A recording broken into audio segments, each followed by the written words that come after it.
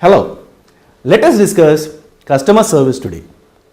In today's competitive world, every company or organization is struggling to generate new customers and, in fact, struggles more to retain the existing ones. The success of an organization depends on how good a relationship they have been able to build with their clientele. This is where the service extended becomes the most important object of consideration. Let us try to analyze this further. Now, what does the customer expect? Excellent customer service is the ability of an organization to constantly and consistently exceed the customer's expectations. The first rule of stellar service delivery is service is all about expectations. You buy a product, you expect it to work first and every time thereafter. Even if you are going to a discount supplier, you expect quality to be less than the high-end dealer, you still expect what you buy to work first time and every time. When it comes to products, expectations are pretty clear. People expect a good quality product based on the price they are willing to pay for. When it comes to service, expectations can be a little fuzzy. When a customer begins a relationship with you, he or she already has a specific set of expectations. These expectations are based on their perception of you, your organization, and your industry. They are formed through personal and past experience and the experience of others with whom the customer interacts. Let us see what some of these could be. First and foremost, to be taken seriously. Everyone likes to be treated properly. I am yet to come across a person who does not. The second point is to get competent and efficient service. Obviously, yes. The third point, what they expect is anticipation of customers' needs. Each prospective customer expects the service provider to realize their needs and provide solutions accordingly. Fourth, explanation in the customer's term. This is very important as this will help in preventing misunderstanding and hence future problems. Fifth is basic courtesies, manners. Sixth, to be informed of the options. Everyone likes to know what choices one has while making a decision to go for a particular product or service. Seventh is not to be passed around. If a person is passed around without anyone being able to give a proper solution for the customer's requirements, it creates doubts in one's mind on the ability of the personnel and or the organization to provide the particular service. Eighth point is they like to be listened to and heard. The most important factor, many a times forgotten by the service providers, is to actually listen to the customer's requirements. The ninth point is dedicated attention. When a customer is shown that the person discussing the matter with him or her is really interested in listening and providing a suitable solution, the chances of customer satisfaction is very high compared to a disinterested person attending the customer where the customer will feel unwanted. The 10th point is knowledgeable help. Complete product knowledge in the person attending the customer enhances the believability and satisfaction that the customer has come to the right place for the solution. The 11th point is friendliness and the 12th point is to be kept informed. Every customer likes to be kept informed of what has transpired. If it requires follow-up, prompt intimation of events to the customer definitely will enhance the customer satisfaction. Whereas if it is the customer who has to keep following upon things, they become irritable, confused and hence completely dissatisfied.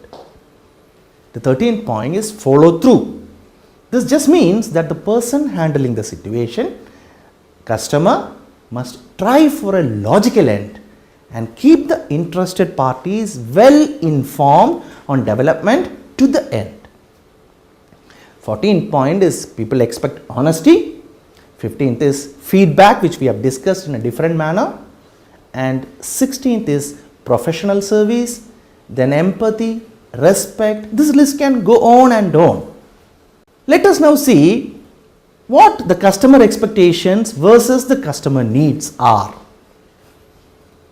Delivering below expectations is obviously bad, but in the context of creating loyalty, so is simply satisfying customers because they are getting nothing more or less than they expect. If it exceeds on expectations, they are impressed, and if the service they receive just meets their expectations, they are satisfied. If it is below their expectations, well, you know. Creating customer value and loyalty comes from consistently exceeding expectations. If expressed as a calculation, customer satisfaction might look something like your performance divided by customers' expectations. Now let us see how poor customer support can affect your business. Your customer feels ignored when their complaints go unresolved. Your customer loses trust in your organization when you don't answer them. Dissatisfied customers share complaints with other potential customers. You lose both existing and prospective customers. Now, on these premises, let us see what good customer service is about. Good customer service is to satisfy a customer's requirements by providing helpful, friendly advice and assistance by various means before, during, and after a purchase or service requirement. Providing good customer service is the key to sales, productivity, and long-term customer loyalty. The key features of effective customer service are identifying key business activities, recognizing what the customer actually needs are, and delivering quality service and following up with service. However, there are two other key features that are often overlooked when discussing what is good customer service is. They are valuing customers and earning customer loyalty. Earning customer loyalty can be done by maybe offering discounts, have special campaigns for regular customers, free gifts, following up with customers after providing a sales or service. The best solution is if a customer has a problem, always try to remedy it, as this will lead to the customer loyalty and give you and your business a reputation for going the extra mile. The point of valuing the customer, how can this be achieved? An important customer service technique often overlooked is a failure to thank the customers for their business. Even if you are really busy, find time to thank the customer and ask them if you can do anything else for them.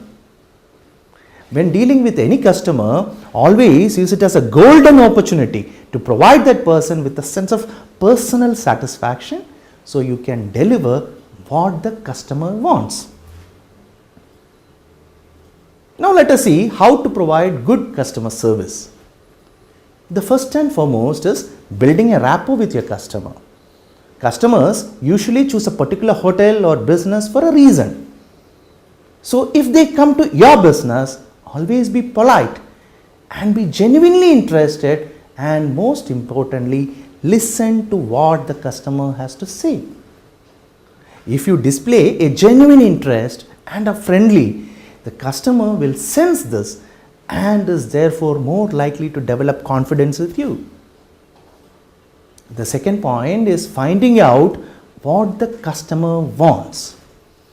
A satisfied customer will remember the friendly and helpful service you have provided and may lead to repeat business if your customer recommends you and your business to other people.